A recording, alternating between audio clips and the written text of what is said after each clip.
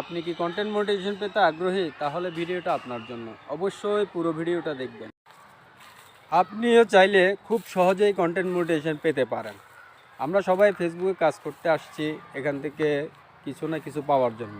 তো সেই জন্য আমাদের কিন্তু কন্টেন্ট মনিটাইজেশনটা অবশ্যই পেতে হবে।